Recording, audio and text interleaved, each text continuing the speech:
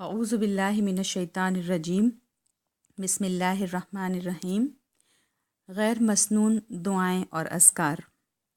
مسلمانوں کی زندگی میں دعاؤں اور اذکار کی جس قدر اہمیت ہے، اسی قدر اہمیت اس بات کی ہے کہ صرف مسنون دعائیں اور اذکار ہی کیے جائیں اور غیر مسنون دعاؤں اور اذکار کو بلا تعمل ترک کر دیا جائے۔ بدقسمتی سے ہمارے ہاں جہالت اس قدر زیادہ ہے کہ سنت مطہرہ کو قبول عام حاصل نہیں ہوتا، لیکن بدعات جنگل کی آگ کی طرف پھیلتی چلی جاتی ہیں، حالانکہ وہ عمل جو سنت رسول صلی اللہ علیہ وسلم سے ثابت نہ ہو، اس سے اجر و ثواب کی امید رکھنا عبث اور بیکار ہے، اور ایسے عمل پر محنت اور ریاضت کرنا لا حاصل ہے۔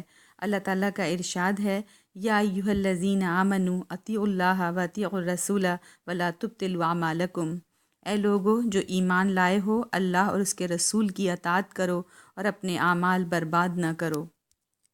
اس آیت سے پتہ چلتا ہے کہ جو اعمال اللہ اور اس کے رسول کی اطاعت سے باہر ہیں وہ ضائع ہیں۔ بخاری اور مسلم کی ایک روایت ہے کہ نبی صلی اللہ علیہ وسلم نے فرمایا، جس نے دین میں کوئی ایسا کام کیا جو شریعت میں نہیں، وہ کام مردود ہے۔ اور ایک نسائی کی روایت ہے کہ ہر نئی چیز بدعت ہے اور ہر بدعت گمراہی ہے اور گمراہی کا ٹھکانہ آگ ہے۔ ایک اور روایت ہے کہ سنت رسول صلی اللہ علیہ وسلم سے گریز کرنے والا ہلاک ہونے والا ہے۔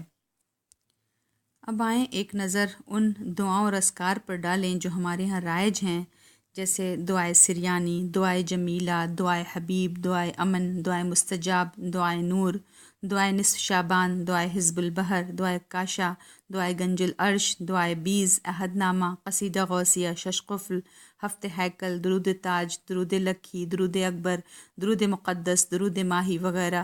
یہ سب ایسے اذکار ہیں جو سنت رسول صلی اللہ علیہ وسلم سے ثابت ہی نہیں، لیکن اس کے باوجود یہ مسلمانوں کی زندگیوں میں اس طرح رچ بس چکے ہیں کہ جیسے قرآن شریف ہے، تلاوت قرآن ہے، تسبیح و تقدیس ہے، تکبیر و تحمید و تحلیل نماز، روزہ، زکوٰۃ، اور وہ دعائیں اور اذکار جو نبی صلی اللہ علیہ وسلم سے ثابت ہیں تاکہ نسیان بن کر رہ گئے ہیں۔ آج کی حدیث نمبر 19، ہدایت حاصل کرنے اور بغیر بھٹکے سیدھے راہ پر قائم رہنے کی دعا۔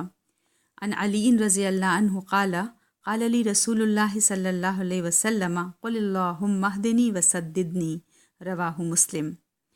حضرت علی رضی اللہ تعالیٰ عنہ کہتے ہیں، رسول اللہ صلی اللہ علیہ وسلم نے مجھے فرمایا، کہہ یا اللہ مجھے ہدایت عطا فرما اور سیدھا رکھ۔ اسے مسلم نے روایت کیا ہے۔